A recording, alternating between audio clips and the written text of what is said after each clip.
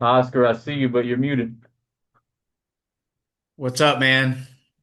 Somebody, nice to meet Can you you. hear me okay? I can. Can you hear me? Yes, sir. All right. Waiting on Eric to pop in here. Perfect timing because he asked me to basically go do a class on the process of buying a house from the beginning. So Cool. I think that should work out just fine for you. Yeah, that's awesome. Thanks. Yeah. I was actually at urgent care earlier, have an ear infection in both ears. I thought I Oh, just had water in my ear because we have a little pool in the back. And a few days ago, I was like, I got water in my ear. I can't hear very well. And well, I went to urgent care because it hasn't unclogged. I'm like, I think there's water in my ear, man. He's like, no, you have an ear infection. So I'm muffled. I'm a little muffled. I got like 20% of loss of hearing, but I'm okay. wow. They just Yeah. give you some antibiotics or something? Yeah. Exactly. No, that'll get you So straightened I'm just out. a little muffled, so I got you on high. All right. Well, I'm slightly loud once I get going anyway. So, How you guys doing? Hey, what's up, so buddy? Eric, Hey, Oscar. Sorry I couldn't get with you yesterday, man. My fault for whatever reason, it didn't ping me. And it usually pings me, it makes that noise. I was like, because I have no idea why I didn't hear it, but thanks anyways, man. And my apologies, because I was No ready. problem. I was ready from the morning. I was like, I can't wait to talk to him, but it's all good. Yeah, I was driving back from a listing I had in, or a showing I had in Hudson. all right, now do you see the slideshow there? The buyer See the agent fire? process. Yeah. Oh, let me Yeah. back it up. Okay, so here's our thank you for that because I would have been going forever. And all right, so this is our KPI, which stands for Key Performance Indicators: calls, emails, texts. And I just came off of vacation, so I made only 18 calls over the last week and emails 15, and this doesn't include like anything you're doing on your personal phone. Also, this is just straight from Follow Up Boss. Um, and you can see there for me, like most of what I'm doing is over a text message. When you're new, you want to be making as many calls as you can to make contacts to start talking to people. Um, and but at the same time, as you're new, you can also get away with emails and texts. Um, but but we want to get you to the point where you're comfortable talking on the phone. And the reality is, can you mess this up? Yeah, sure. But what at the end of the day, like you got to get over the hump, and the only way to do it is to start talking to people about houses, right? And Mhm. the one thing is, Eric just coming in brand new. Like the only real estate transaction he had ever completed is the house that he bought that I was his agent a few years back. Oh, that's And cool.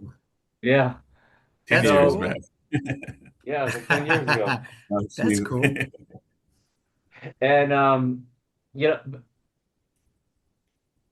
they're not going to have a clue, right? They don't know anything about real estate, so it's not like it's you already know more than they know just by going into so don't be afraid that they're gonna figure you out. Like Oscar doesn't know what he's talking about. Just Mhm. go for it.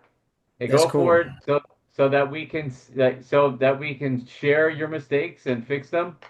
I'm Right. very big on the certain words that I say, and I have like lists of like I don't use these words. And if you have a phone call that's recorded in FUB, I'll tell you like I'm not running around listening to everybody's phone calls. But if you Hmm. have a call with somebody and you'd like me to listen in on the call and critique you and tell you here's what I think was good, here's what I think you could have done better, I'm more than happy to do that. So Cool. but don't think that I'm not spying. I got 50 agents on the team. I'm not running around listening to everything that you're saying, but I'm more than happy to go behind you and help you. And as you saw there, and I've done the same thing with Eric, and I do it with anybody who wants me to do it and is willing to have me do it, is I'll get in there and communicate with the clients with you and warm them up and send those group text messages and emails.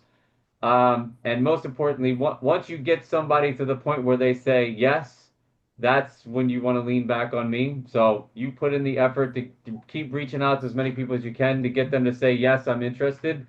And that's when I'll jump in and show you this is how you send properties. This is what I would say, and when they're saying the things back, that's when you want me to guide you. And I'll jump in there and just say, like I said on that text, that intro text I sent, that I was just sending out so you could see what that looked like. Hmm. Um, I'll just jump right in there and let you watch me work and then move them forward to the next step. And then, and as we move you through the steps, you basically checking off the box, like I've done this, I know how to do this. And then, the goal is to let you run free as Sure. fast as possible. One thing I did want to ask you, Joel, on today's meeting, and I think this is something that they've been really harping on, is that the Y Polo, the pond leads, the ones that essentially we have so many leads out there that are just kind of they're like old leads, but we could revive them. Yeah. Um, I guess at this point, we're like that might be a good starting point for me, where I could kind of start calling those leads. What do you Yep. think about that? Yeah. I mean, that's like those are leads that are just sitting there, Right? right? Like I That could that get those, right? Like I don't have to like be a Zillow Premier agent yet. I could go ahead and start calling those leads. I need to know how to get those leads. I need to know the whole process. I'm so green. I don't even know how the hell to even look at it or even find them in my follow-up boss. I don't have I'm not really sure how to go about that. okay. Okay? How far, Maybe. Leonard? Can you hear me? Yes, sir. Can you send a message to the admins and ask them, does Oscar qualify for pond access? And get back to me. Okay, sir. Thank you. Yeah. So I Um, what? Pond. Isa pond? pond. Yeah, to the mega pond. Mega pond. Okay. Okay. Thank you. All right. So we'll start there with, do you have access to it yet? Cool. And Yeah, we'll I get think you. I think I just finished the pawn training like 2 days ago, so I don't know if I had to Okay. finish that before I got access. But I'm just trying to figure out like I want to kind of get going with cold calling a Yeah. little bit, and that might be a good place for me to start. Yeah, well, and the nice thing of if you're looking in the pond, what I'm going to suggest is remember all the calls are recorded. So once you're into the pond, start looking at leads to see what other communications, whether it be text and emails, and then you can listen to other agents' calls and just hear what other people are saying, and that'll Oh, get you you up to can. speed quickly. Yeah, you can hear all the calls are recorded in there, so you can just go and listen and play. You can even hear the voicemails that they're leaving and you'll really Really? quickly, Okay. you'll once you get in there, I'll point out some of the real hustlers that and what they're doing. And I've had a lot of agents who, I Huh. mean, even some of my superstar experienced agents, they're in the pond just hustling. I got this I mean, that's Russian what they were guy, talking about Oleg. today. They're like saying they were really encouraging everyone. Doesn't matter if you're a superstar or not, that they're like just get in there a little bit. There's a lot of stuff out there for us to get. So I Well, read. if you're staring at the wall wondering how am I going to get some business, right? Instead of Right. staring at that wall, stare into that pond. Sure. All right, so Eric had asked me, and I'm gonna share this with both of you guys in a PDF form after after our class here. What is hold on, let me get this thing out of my face. What is the process of selling a house? Oscar, I'm guessing you own your house, right? Yes, I own my house. Well, I have a Okay, so mortgage. I only I asked that because you've gone through the process, right? Like Yes, you know enough to know like there are there's steps to it. Like, get pre-approved, see houses, sure. put offer, put deposit. Yep. Um, so both of you guys obviously know like what is the process, but so the thing is that it's not there's not a clear cut step start to finish, but there is a logical order to the process, right? And let's just I want to just kind of dive deep, and then if Eric, especially if you've got some questions, like let's kind of Mhm. sidetrack off of the steps here. You have the initial consultation. You meet the buyer, build rapport, discuss their goals. needs, some people do what's called a buyer consultation, where, and this will really depend on the client, right? Like sometimes, Mhm. especially it's like the older the client, then sometimes they want to keep it old school, and I'll say, hey, do you want to meet at Starbucks, and we can just talk about your goals there. Some people I don't want to talk at all, and so once you get onto the Zillow leads, Eric, are you starting to get some live Zillow leads? I haven't gotten any yet. Okay. We'll probably, we're gonna need to work to get you a Zillow pre-approval. And I'll say that to both of you guys. Here's the reality. Zillow, you've heard about Zillow home loans. And in order, like, Zillow can't come out and say it because they said it and they got sued, and it's basically like the mob mentality. Like, you scratch our back, we'll scratch yours. Zillow wants pre-approvals. So if you don't have a pre-approval on the Mhm. board, like, your phone is probably not going to ring. Oh, well, you just got Brent over there. So the algorithm does what the algorithm does. Yeah. Like, we try to narrow in, and like, if your phone's not ringing, we can ask Matt Halliday and he'll look in there and see. But Mhm. um, at the end of the day, sending loans over to Zillow as many as you can, even other people. And Oscar, I'll say this: like, Zillow does have a really great program for veterans, where Do they? Okay. it's almost no closing costs. So I'm sure, even if I pulled Larry onto this meeting and said, "Hey, can we send this person over to them?" He would say absolutely. And they have almost a no cost loan for VA. And if you want to just suggest that your friend get pre-approved over there, but also I tell people get a second opinion, right? Like, there's no limit to how many pre-approvals they can get. They don't want to have their credit run a bunch of times, but Right. certainly, like, if I'm buying a house, I'm getting two. Like, I want to compare, and with Zillow, if you have another pre-approval and their rate is better or their terms are better, that sometimes they'll match the rate too. So I'm going to suggest, and then when you're ready to get to that point, and you have, like, so you'll upload your friend into Follow Up Boss if you haven't already, because I there's a have. process. You say you have? Yes. Okay. Yeah, so there's a process of how we transfer them over to Zillow inside of FUB to make sure that you get credit. And I saw at one point I just had this hot streak, and I had three Zillow pre-approvals, bang, bang, bang, in the course of a week. And then I was just inundated with leads for the next, like, it was like 60 days until it fell off. So Wow. it's you feed the monster and they'll feed you. Okay, that's cool. I was going to So ask you a Eric, quick. Oh, no, I'm sorry. Go ahead. Let no, no, me. I was saying, so Eric, let's definitely try to get a second pre-approval to Zillow somehow, some way. Yeah. To see if that gets you turned on. And that's the thing when you're new, Yeah. Hopefully this. right? The reality is Zillow's business works like this. They send us leads, we close the lead. If it's over $300,000, they take 40%, right? Like, that's just how Wow. that's how it works. But Oscar, I'll tell you this, I've been in the business forever. There's almost no other option than to be, if you're not on a Zillow Flex team, I'm always asking people, how you guys doing? How you guys doing? How's business? If 9 out of 10 of them say it's terrible, I'm not making any money. And they ask Mhm. me, and I say, I don't know how business is because it's great here because we have Zillow. Like, That's that's cool. it. All the other Zillow Flex teams are having success, and everybody who doesn't have Zillow doesn't. And as I was a broker since '09, I've been an agent since 2005, and I used to be able to find leads from others. I used to be able to buy leads and pay for leads and do this and that. And literally July, about a year ago, I realized, like, oh my God, like, I can't, like, there's nowhere else to get leads except to bow down and kiss the Zillow ring, and that's when I started looking and found this team. That's So cool, man. yeah, you had a question? I forgot the question, but I did have a friend. He's on the Paramount group, which is part of the Oh, LPT, and yeah, I know. I got friends on Paramount. his name is you may know him, Caleb. I forgot his last name, Caleb. Anyhow, Um, I'm wondering, I'm like, how's this guy closing so many deals? Because he posted on Facebook, and and we're good friends. Well, not good friends. He's friends with my wife. Whatever. We went out, and he's like, we get fed Zillow leads.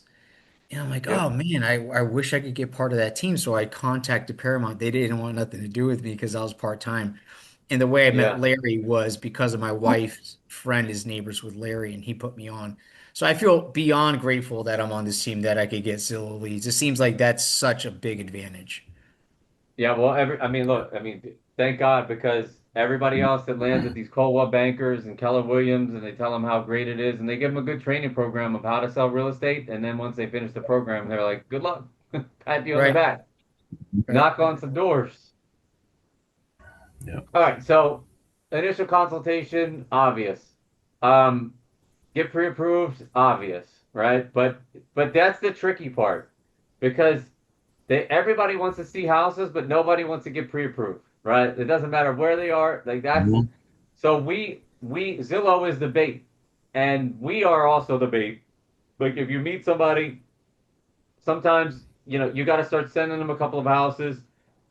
You want to tell like the logical plan is it's day one. You're thinking about buying a house, get pre-approved, but I'll tell you, when you ask that question too early, people get so turned off, and they're not going to want to do it. They want like, so. I kind of have I Mhm. have my own personal policy when I'm working with a buyer. Like the first one's free, right? Like I'll come and I'll meet them. I'll meet them at a house. And I do my buyer consultations right in the driveway after I show the first house, where I'll stop and I'll stand there for 30 minutes and just chop it up with them and just build rapport and see what it is they're really looking for. Of course, if you're in a Mhm. scenario where you can get the person pre-approved first, that's absolutely the ideal situation. And but the Zillow leads that come in, those tours get scheduled. You're going to get a message and it says this person wants to see this house and this day and this time. And your job from that point is to set that appointment and go out there and meet them. Like you're never going to talk about getting them pre-approved, and it's a numbers game. And surprisingly, um, I when I first started taking Zillow Flex leads, I thought, man, there's going to be a bunch of people that I'm meeting that have no business qualifying. But yeah, Mhm. surprisingly, a lot of them, or even most of them, are viable, right? Like viable to get pre-approved. So it's really a numbers game. If you're dealing with somebody in your own personal sphere, by all means, I want to take them what I would consider to be the logical route, and that's I'm going to suggest that they get pre-approved first. And the way that I say it to them is, and this is from real life experience when you buy a house, let's say you're telling me you want to buy a house, you ask somebody like, what's your budget? They tell you $500,000, right? And most agents would just say, okay, and then start sending $500,000 houses. I immediately ask, where'd you come up with that number? Where'd you come up with 500,000? Oh, well, that's just the houses that we like. Okay. Well, would it make sense to be able to look and see what is the monthly payment on that house going to be? Because when you buy a $500,000 house and you're getting a loan, which is 90% of the people or more that you're going to talk to, you're not coming up with $500,000, right? You're coming up with the down payment, and then all that's really going to matter to you for the next 30 years, if theoretically you stay there for that period of time, is the monthly payment. So I tell people, let's get with my lender. I'll use different. If it's Zillow with our preferred Zillow lender, I use preferred or like my best guy. Like I love this. I don't even like to say the name of the lender because nobody cares, right? Like once you have a guy, Mhm. like once you like I was using Vanessa from Zillow, who's now as our Zillow account rep.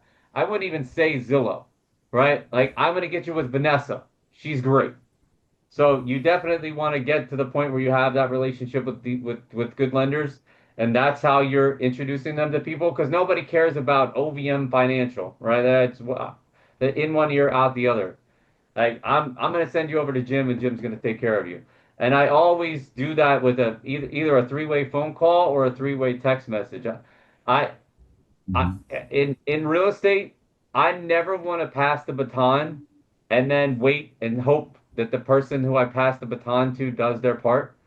I'm always, always, always making the connection and handing it off live if I can, whether it's a group text or a three-way phone call, to make sure Mhm. that yeah, because I used to just send the phone number, like here's the phone number. They're like, hey, look, give me their phone number, right? I don't do that. I say I'm gonna send a group text. and then I'm gonna hit up my loan officer first and say, hey, I'm sending you Jen Johnson. She's looking to buy a house. Keep an eye out for that text. Are you available? So you can respond so that you make sure that they're gonna be on top of it. Hey Joel, Um, I have to let my dog in. Five okay, seconds. Thank you. cool. Eric, you got anything in the meantime? So yeah, with that, you're basically putting their hands together, and then you step back. Yeah. With the handoff. Well, there's nothing worse than being like, "Hey, did you talk to them?" Right? Like that's the worst. Like asking the client, like, "Hey, did you talk Yeah, to Scott?" And then asking Scott, like, "Hey, did you talk to Brett?" I hate that. it never will. Yeah, yeah. See pre-approval. This With is that thing you were saying sidebar. about Vanessa, so it's like, hey, I'm gonna get you with my person Vanessa, so she can find out exactly what your monthly payment will be. Kind of Well, pass I off wouldn't. like No, that. I wouldn't. No. So I wouldn't. I wouldn't say that when I'm talking about handing them off. I would just say like, I'm gonna get you with Vanessa. She's great. She's gonna take care of you. Right? I would. Well, I'm saying that when somebody comes to me and they're not pre-approved and they're like, "Hey, I want to buy a house," and I'm like, "Okay, tell me more." Mhm. And they say, Oh, I "Well, got you.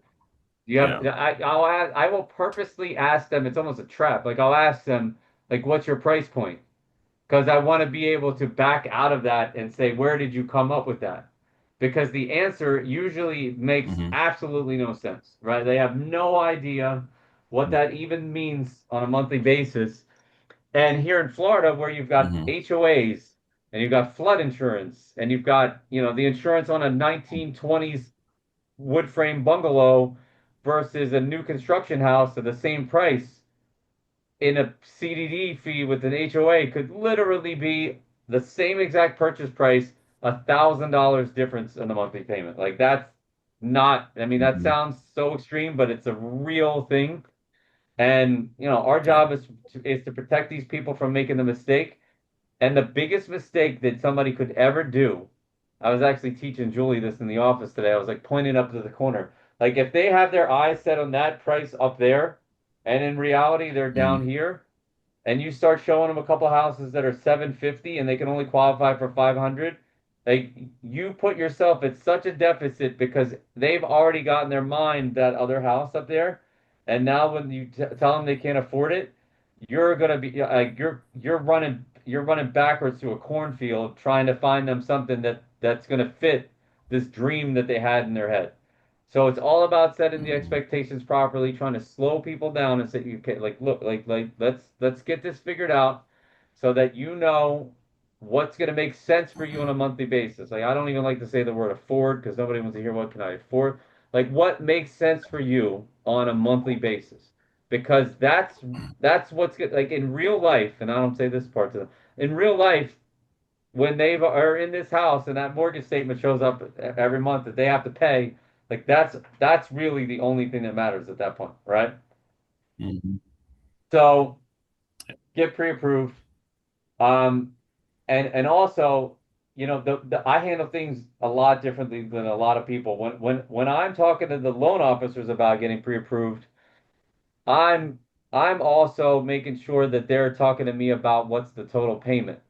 And here, the same way that I'm talking to you about the way I discuss this with a client, you have to have a similar Hmm. conversation sometimes with the loan officers because they're going to fire off a pre-approval for you to a dollar amount. Okay. But that doesn't necessarily, if you have a pre-approval for $500,000, that does not mean that that buyer can go out and buy any property that's priced as $500,000. Right, right, Make sense? 100%. Yeah, the same thing like if I just put Hmm. myself in that situation. I got pre-approved for 450. I don't want a 450 like payment. I mean, I had a little more knowledge than maybe the regular buyer, but yeah, I think so, so to your point is ask what the monthly payment would be with PMI, with taxes, etc. Yeah. And it's a good question to ask people. So let's say they get that pre-approval, right? Like this is a perfect example. Pre-approved for 450, right? Let's say they get pre-approved from somebody else. You're gonna have plenty of people that come in that are already pre-approved with someone else. I'm pre-approved for 450. Okay, are you they quoted you at 450. Yes, okay, proceed. Right, but proceed with caution, I should say. But Yeah. you like just because they're pre-approved for that amount doesn't mean they want to spend that because again, it comes down to the monthly payment. Ain't So right. I always try to figure out what are they comfortable with on a month. I'm more concerned with what are they comfortable with on a monthly basis because the last thing you want to do, go out, show 25 houses, which I don't want you to do either, but sometimes that's what it takes. And they're like, I love it. I want to buy it. Let's put an offer in. It gets accepted. And then 3 days later, when they get their good faith estimate from the loan officer, they're like, what the hell? Like $2,700 a month. I can't afford that. So pay attention to the details, work the transaction backwards. That's a good question. Most Uh, of the time people will spend what they can qualify for though, which is such a dangerous thing, but it's Hmm. look, and I say this all the time, like it's not my job to tell them what they can afford. The lender tells me what they can afford. If they tell me that's what they want, I'm going to go out and get it for them. It's not my place to say I don't think you can afford that, right? And if you do that, trust me, somebody else is going to find them that house. We try to guide them as much as we can, but we are not their financial advisor, and I don't offer that service unless they ask. Um, so create the search plan, right? You've got them pre-approved. You've had the initial consultation. You know what they're looking for, where they're looking for. Um, but the thing that I want to add here, burn this in your brain, is when they're looking for it, especially people that are in a lease, which a lot of the first-time home buyers are in a lease. So you'll get somebody and they say, "Yeah, this is what I want. I'm ready to get pre-approved and all this." I ask them like, "Are you in a lease?"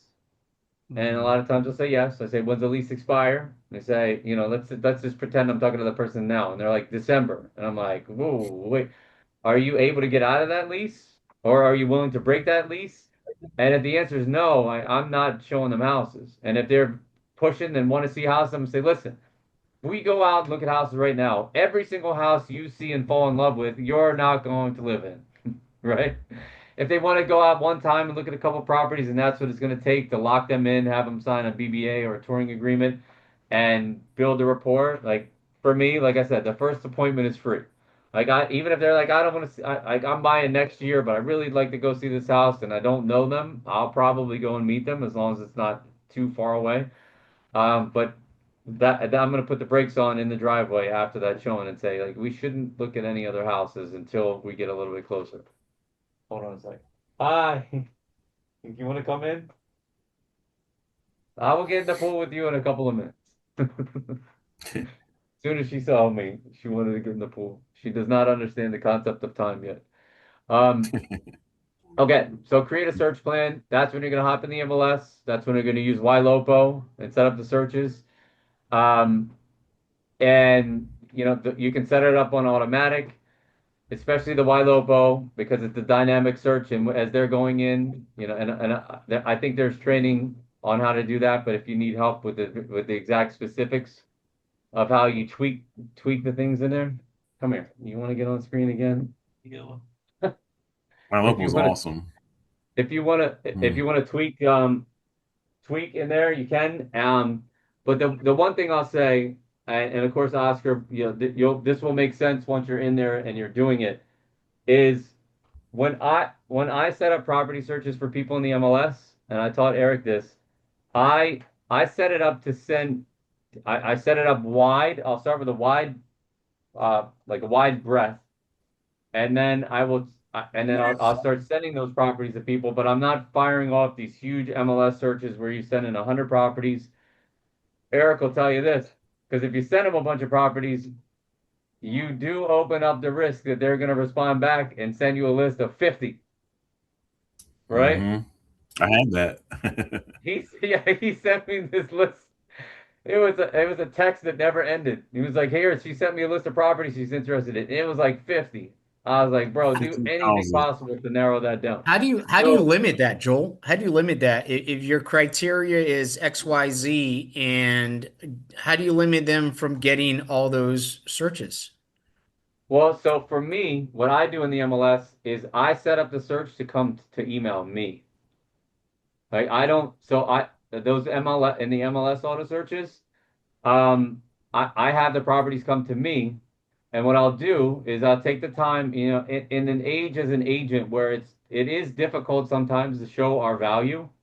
Mm-hmm. You don't want to be the agent that's just sending off these auto MLS searches that they know is not you, and it's 50 properties, and it's like, here, I thought you would be interested in this property.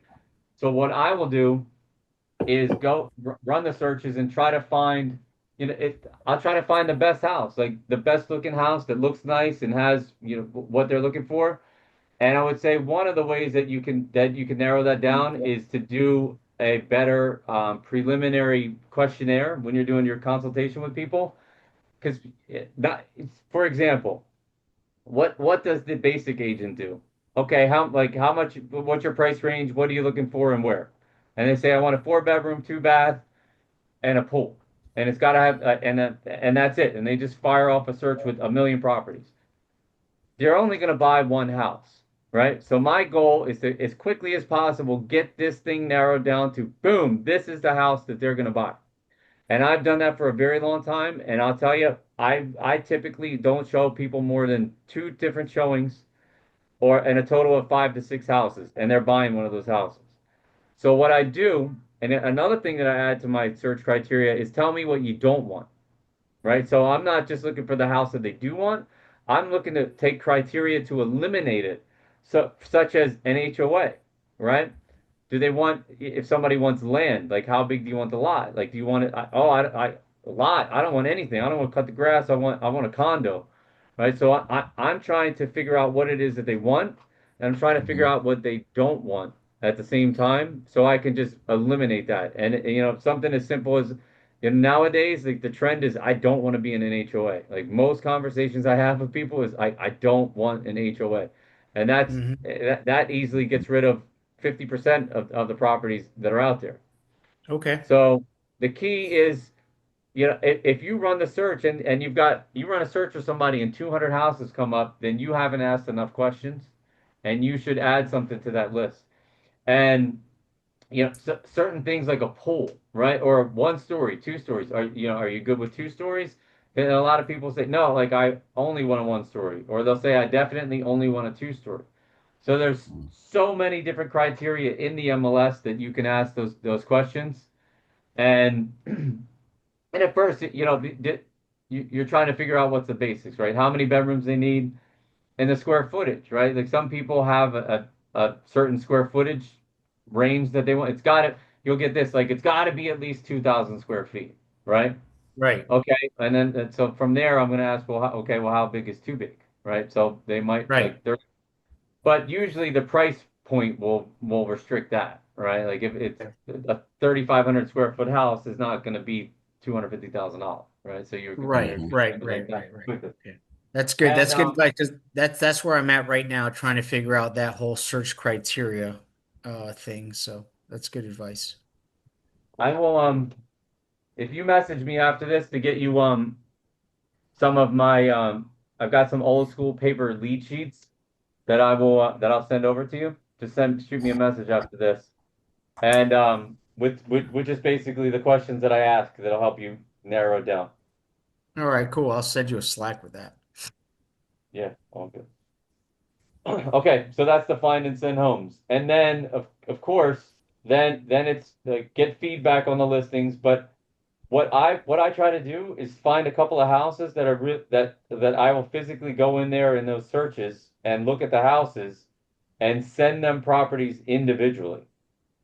And Mhm. I'll go in and find that property in Zillow because everybody's on Zillow now and we are a Zillow team. And I will send them I will copy and paste the Zillow link for that property and say, hey, check, like I found this house. I think you're gonna love it, right? And so then like the second layer is to try to figure out what people like, what kind of style they like, right? Like some people, most people like that modern renovated style, but if you know what kind of house, like an open floor plan, high ceilings, right? Like so you're gonna start sending people that if you send the people the individual houses that you think they're gonna like and ask them for feedback on that specific property, then you can quickly start narrowing down your search.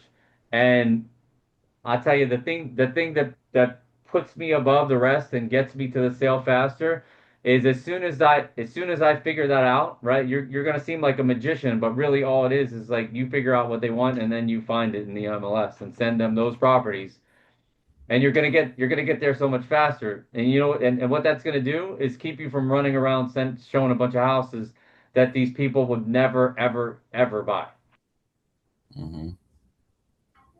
So obviously, then they say, "I love it. I want to see it." Right? You've narrowed it down. You got three houses. They like them. I want to see these. Schedule the showings, which you'll learn through the MLS and with showing time. It's actually gotten pretty easy. There's a button that you click in the MLS and it schedules the appointment for you. And the Hmm. once you get onto the Zillow leads, most of those come in pre-scheduled. Right? It comes in set up, and as soon as you click accept the tour, the MLS in showing time will schedule the showing for you, and then it's you just show up, Hmm. and open the door. And that brings us to six, tour homes, answer questions, provide insights and feedback. And the one thing that I look at people like I watch them, right? And I'm just gonna jump ahead to like what I do when I'm showing somebody a house. Like I just let them go. I just open the door, take a look. I might walk to the other side of the house and check it out. So like if they come back from the other side of the house, I'm like, oh my God, you got to see the bathroom. Hmm. Um, Eric, did you have any? I mean, obviously this was per your request to put this together. Is there anything? Do you have any specific things that you would like to ask questions on about the process? I mean, you've done this to completion, this part. Yeah, just the once you get to the point where they found the house that they like, and then those steps after that as far as getting it sold. So it's found the house they love, they're ready to make an offer, and then um, you know Oh shoot. All right. Well, then that brings us to our second slide. When they found the one, yeah, yeah. see it? And so I know this, but it's kind of like because I'm either hopping over a step or just missing a step. So I just want to make sure I've got all that down. Okay. So they found a house. They like the home, love the home, like the home, want to make an offer. Mm-hmm. So at that time, if it's a maybe, sometimes it's a maybe, and they say, I want to see a couple more houses before I pull the trigger. I'm like, if I could do it now, I'm going to pull a computer out and get some more houses scheduled. Because sometimes what happens is, the opposite effect will happen when I'm as good when I'm on and I get them to the houses, the right houses fast. You'll also have Hmm. that buyer's remorse where I'm like, I want to see some more houses. So sometimes you do have to take them back out a second time.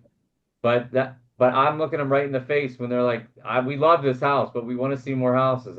I have a very good line that I use, and it's, what if somebody came and saw this house last night, and last night is when they said that they want to think about it, and today is the day after they thought about it, and they put that offer in while you're thinking about it tonight, wanting to see other houses tomorrow.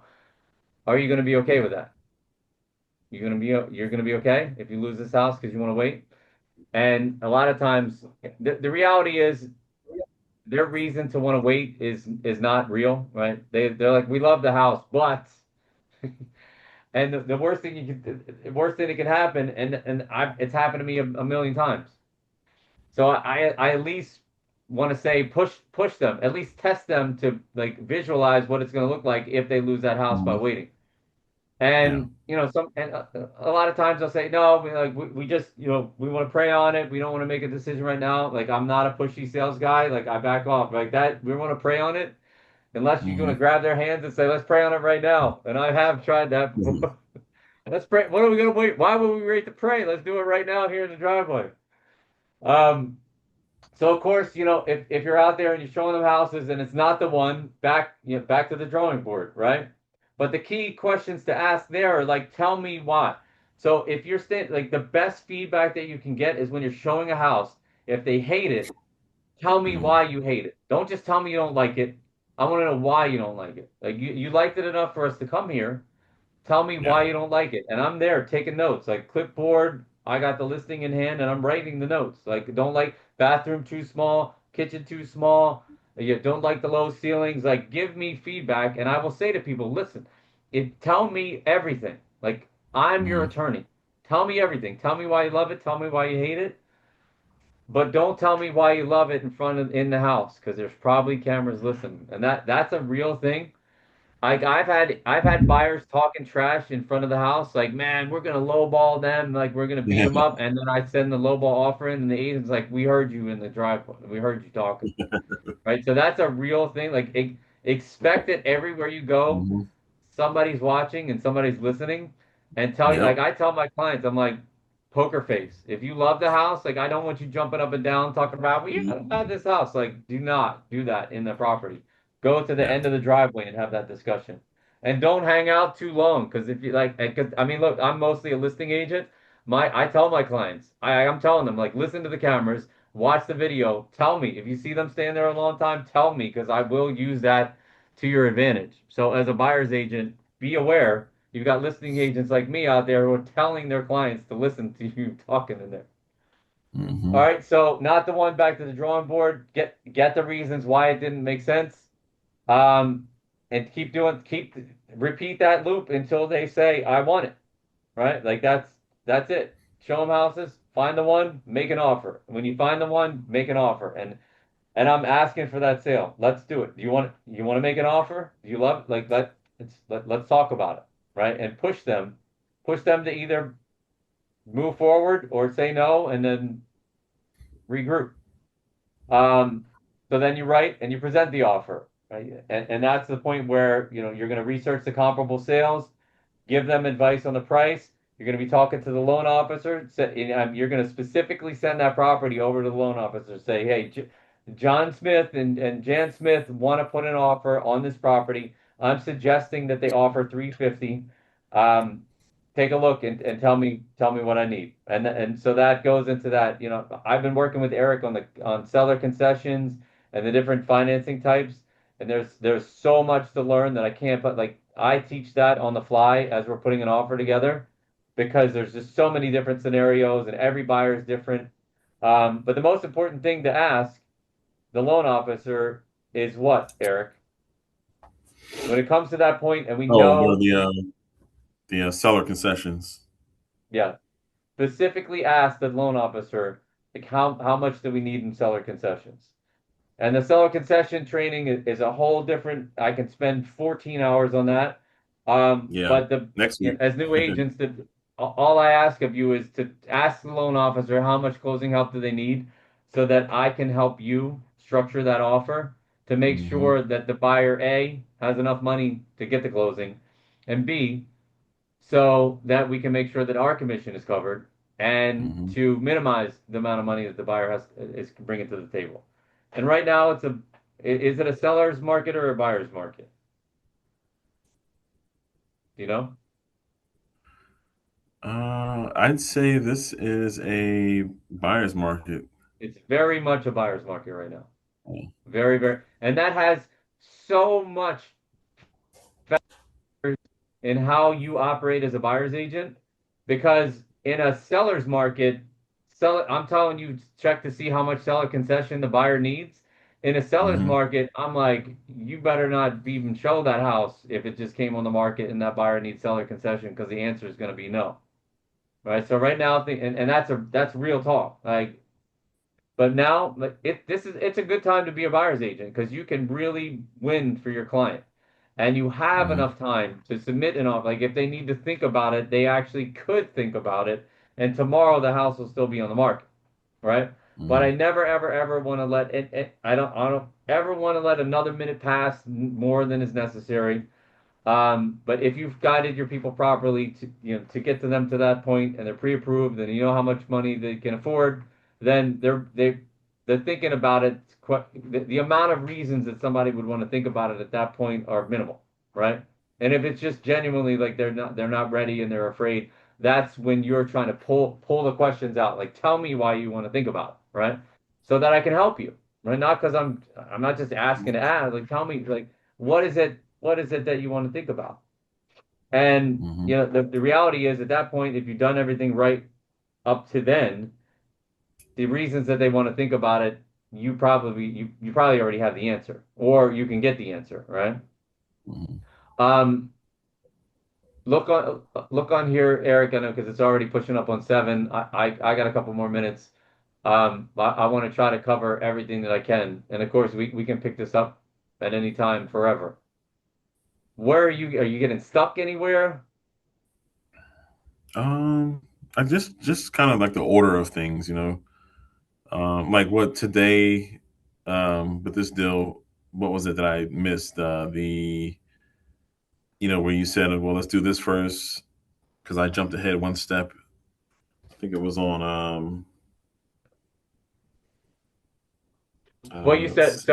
so that offer is getting accepted, not accepted yet. Like we have a verbal from the seller, Yeah, and Eric said, should I schedule the inspection? I'm that's what it not. was. Yeah, I'm not. yeah, I'm never scheduling the inspection until I have the signed contract back in my hand. from But the what I seller. will do is reach out to the inspector, because we have a 7-day inspection window, so we don't have a lot of time. Mhm. So, and I want you to use Glenn on this one for sure. Yeah. DK Inspects, like that's my guy. Um, so you could reach out to him and see what his availability is. But step one is the deposit. Always Hmm. deposit. Like contract is accepted. Hmm. We always write our offers that and even if you don't put anything in there, it will automatically default that the deposit is due within 3 days of the contract being accepted. Hmm. And I always want the buyer to make the deposit before I do the inspection. Why? Because I want them to have what's called skin in the game. Okay? Hmm. And I so many times I see a transaction fall apart because the buyer doesn't wire the deposit to the title company and they have the home inspection and they see a couple of things and it scares them and they have no commitment. So they can just cancel the contract and walk away. They don't even have to tell us that they're canceling the contract. And this happens a lot on when I'm the listing agent. When we get an offer accepted, first thing I say, like, where's the deposit? When's the buyer send a deposit? When's the buyer send a deposit? Because to me, I tell people this all the time, until that deposit hits the title company's account, all you have is paper. And it's not even paper anymore, it's digital. They didn't even have to physically sign anything. Because a buyer can just completely walk away and never talk to you ever again unless that deposit is in escrow. So if they want to Hmm. cancel, they at least at that point have to sign a form and at least and this goes for both sides of the transaction, whether you're a listing agent or the buyer's agent. I highly suggest you always push for that deposit to be put in escrow because it makes the deal real. It makes the buyer stop looking at other houses, right? Because when they haven't been wired the escrow yet, like in their mind, they're not fully committed. Like once they wire that Hmm. 2, 3, 4, 5 grand to the title company, like they can still get that money back, right? So if there's ever that fear of like, oh, well, if I wire this, no, we have an inspection period. And so no matter what happens, and let's be clear, and I say this, I love saying these extremes to people.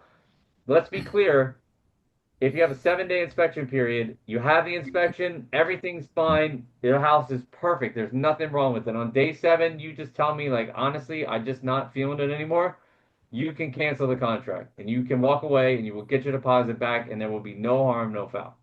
I love saying things like that to people to put them in a total feeling of comfort. And I always push it to the extreme, right? When I'm describing things like that, like the worst case scenario is the house is perfect and you just decide, you know what, Joel, I don't know. Like I just had a bad dream about this house and I don't want to buy it anymore. They can literally cancel without any reason whatsoever. We don't need to explain it to the listing agent of why they're canceling. We just sign a cancellation and we send it over.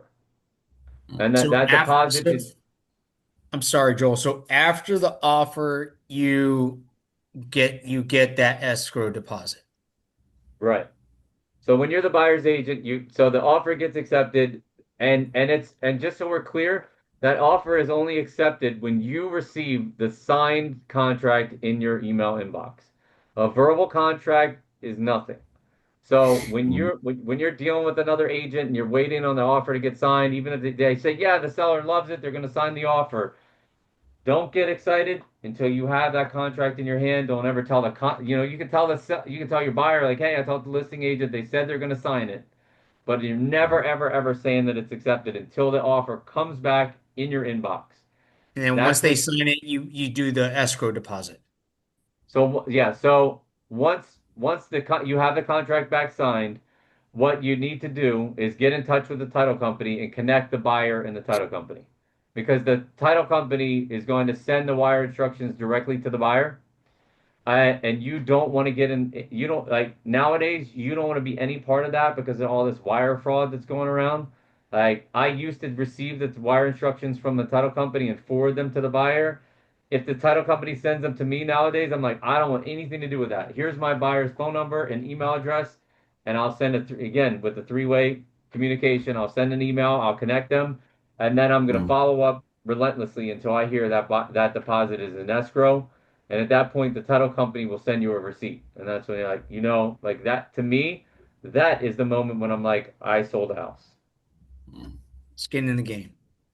Yeah. Yeah, the skin in the game is everything. And, people can say anything they want, right? But until they actually wire that money to the title company, that's when you know they're serious too.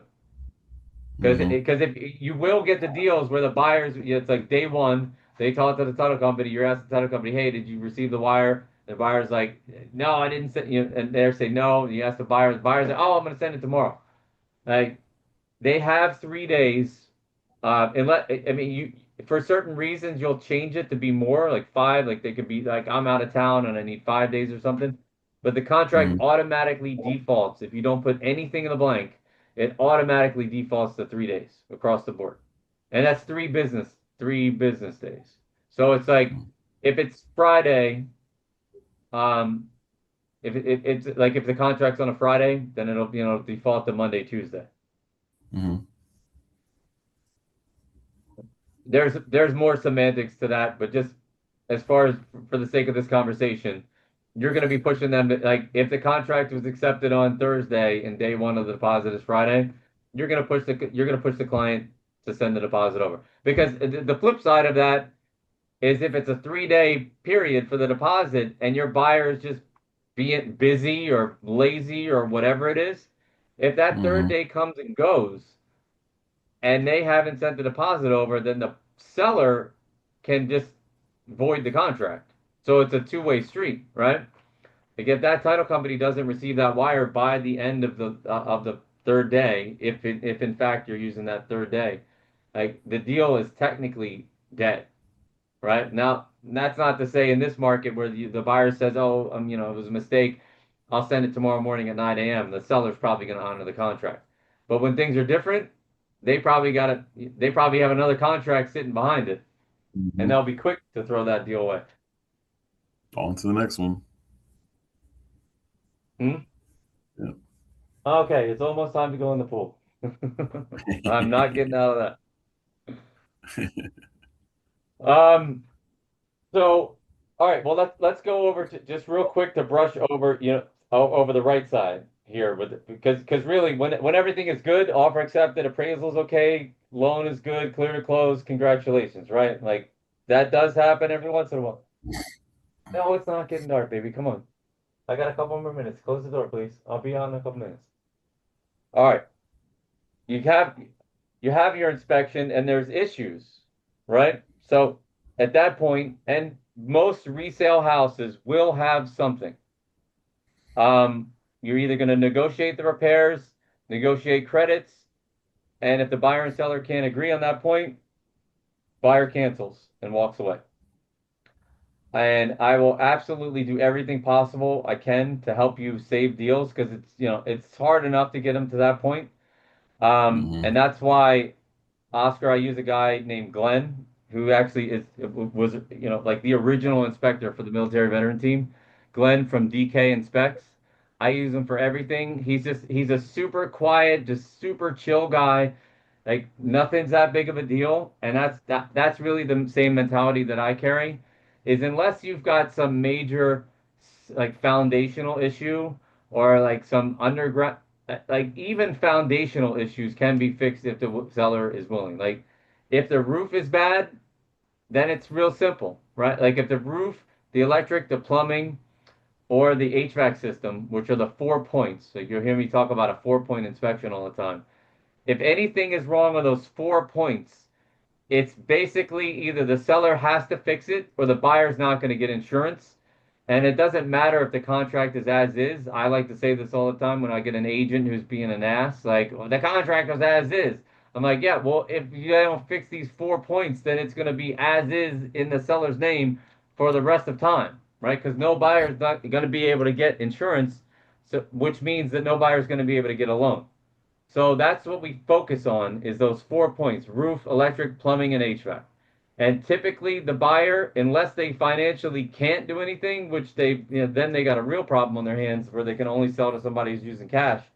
I will typically be able to get those fixed, and I will always push those up to the top of the list. And I explain to the buyer at that point that the contract is as is. So technically the seller does not have to do anything. They could just say no. So the more things that you ask for, the more likely that this deal is going to die. And Eric, Mhm. I would like you to just describe what just happened with us on that deal with April. Yeah, I've got a buyer that I'm working with now that the last house that she looked at, she wanted the entire inspection list taken care of. And there's like 20 things on the inspection list besides the 4 point, and she wanted everything fixed, and the seller was basically like, "No way," and so she lost the house.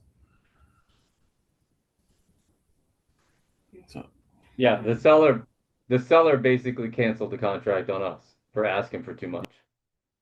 The buyer was out of control with what they asked for, and the seller was their name is Open Door. Was it Open Door or OfferPad? Open Door, open right? door. So I know I'm hitting you with a lot, and I'm about to wrap it up here. And I will certainly be willing to tell you these things again and again until you know them. But there's all these corporate sellers now, like I'm sure you've probably heard of OfferPad and Open Door. Seen them, Oscar? And yeah, so and they basically just polish the turd as much as they can to get it to pass the 4 points, and then they're not willing to repair anything beyond that. So, what you'll notice as you learn, and now I guarantee you, Eric knows this now, is that if he's showing one of their houses, he's going to tell Nope. his clients before they buy it, like, like, just want to make sure that you understand that if this is an older house, and if things come up on this inspection report, they're not they're not going to fix it. The Yeah. seller was willing to do a $350 credit, and the buyer wanted 35,000. Like, that's how far off we were. So I did want to ask you about this current house that I've got. I think the Hmm. biggest issue that's going to come up is the tree that's out front. I think I sent you a picture. The Yeah. tree is very close to the house, and it has grown a root straight through the house, which has uplifted the foundation.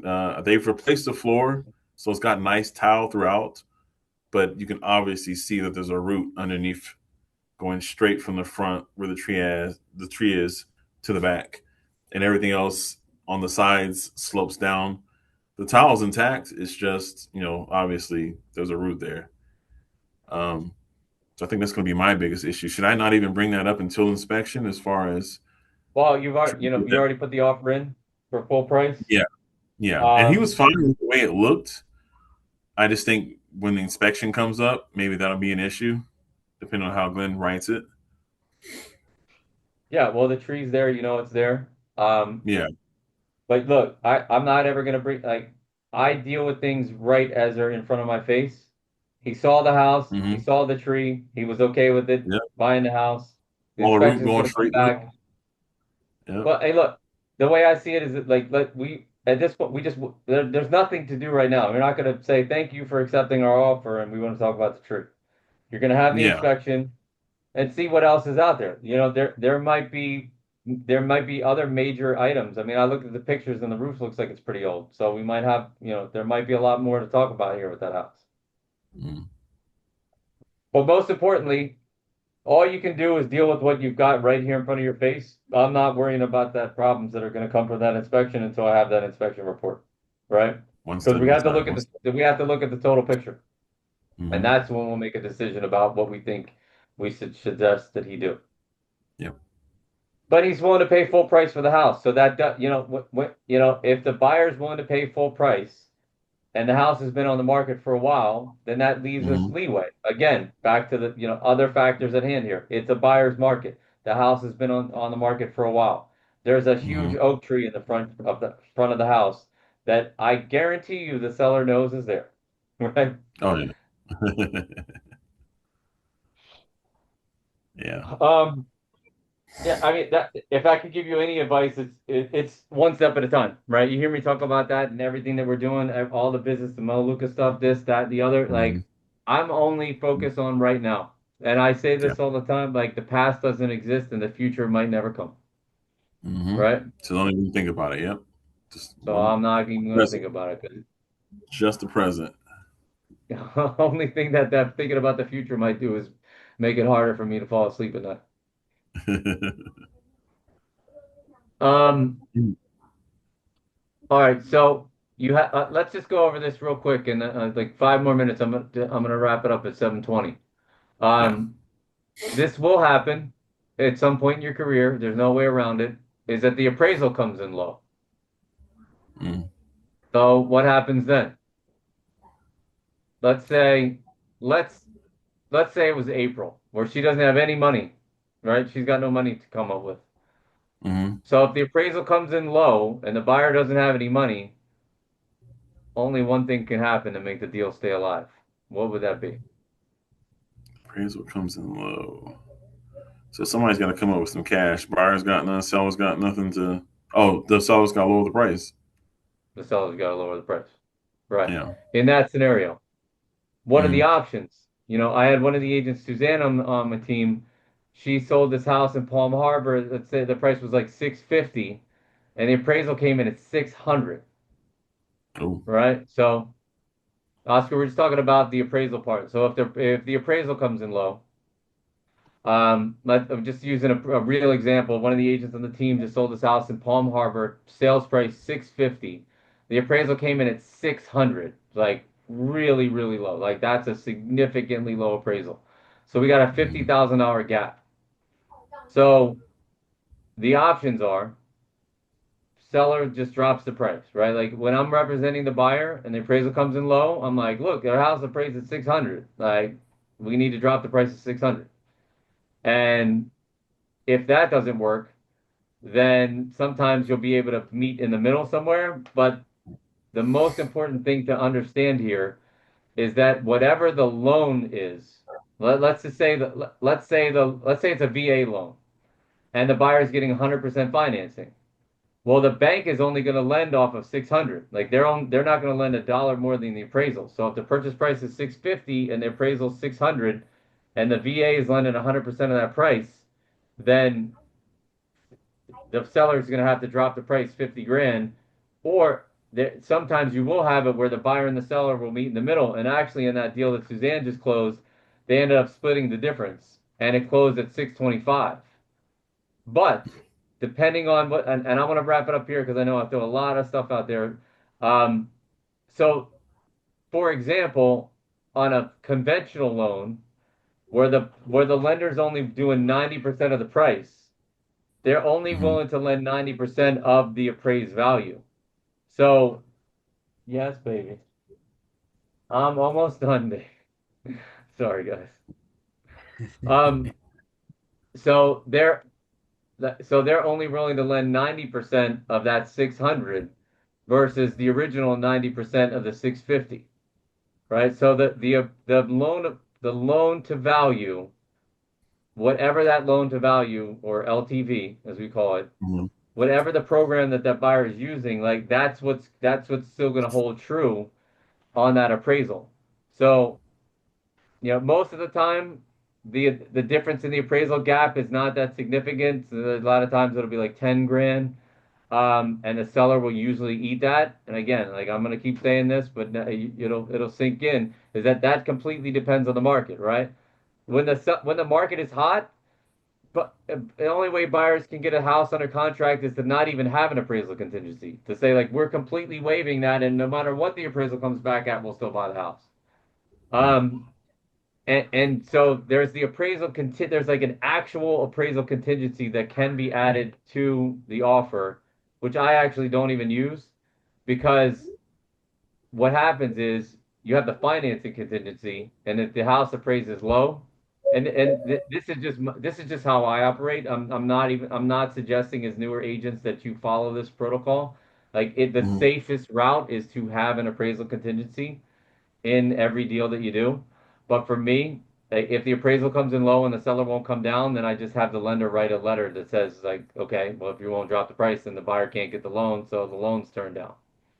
So, and I'll stop it right there because I know that was a lot of information, and I hope that that was eye opening, and you got some good some good tools to work with. And the good news Yeah. is this is recorded, so this will be on the YouTube page. So if you're ever going when I shouldn't say if you ever when you're going through the process and you hit one of these things that we covered, this will be on the YouTube page. So you know, if you can't find it, just ask me and I'll send you the video.